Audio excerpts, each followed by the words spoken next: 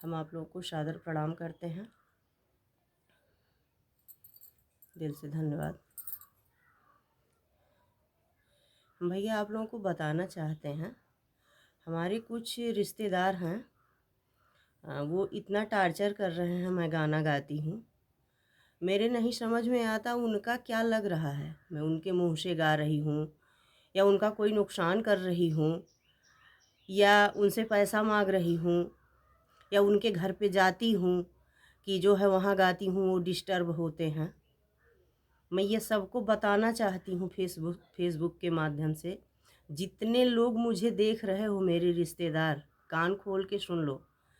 पहले अपना भूत, भविष्य, वर्तमान देख लीजिए, इसके बाद मुझे कुछ कहिए।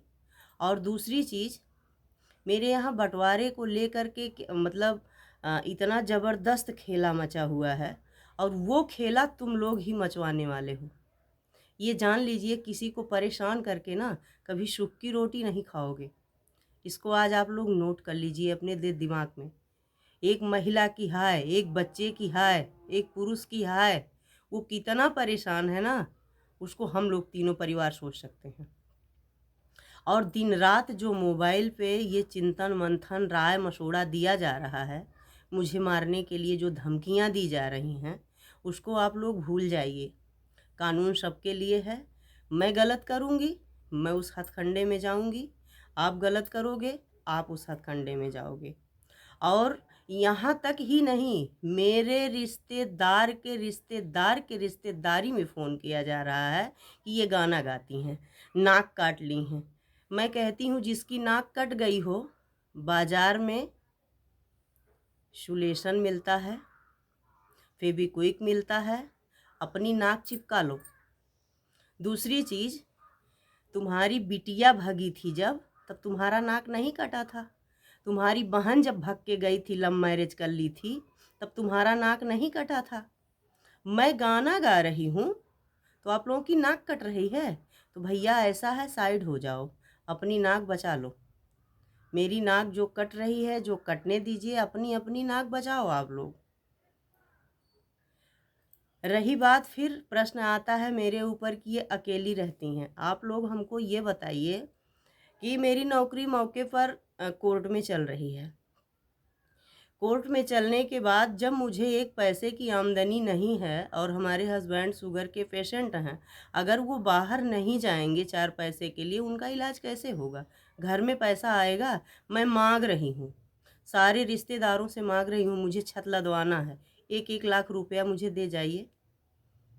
और गाने की बात आई तो मैंने आज 15 दिन से ये उपद्रव मचा हुआ है मेरे लिए, लेकिन मुझे कोई गम नहीं है। मैं ये भी बता दे रही हूँ, मैं अभी स्टूडियो में गाऊंगी और वक्त पड़ेगा तो मैं नाचूंगी भी। देख पाओ तो देखो, नहीं तो किनारा कस लो आप लोग, लेकिन मेरे ऊपर कमेंट मत किया करो। मैं फालतू तुम लोगों से मतलब नहीं रखती हूँ। दूसरी चीज़, जिसको मेरे यहाँ आना होगा वो कायदे से आएगा। मेरे पास जो कुछ भगवान दिए रहेंगे, पानी दाना, वो मिलेगा, इज्जत से जाइएगा। और मेरे घर ये अब ऐसे मत आइएगा ज़बरदस्ती मेरा घर जाके खोल के तुम लोग अंदर देखो क्या रखा है क्या नहीं रखी हैं। ये सब तमाशा आप लोग छोड़ दीजिए। अब तक तो मैं ये तीसरी बार बर्दाश्त किया। दूसरी चीज़, मेरे यहाँ मिठाई लेके आप लोग मत आइएगा। उस मिठाई में आप लोग पता नहीं क्या हमको मिला के दे दो। अब तो मुझे डर हो गया, भय हो गया। क्यों हो गया?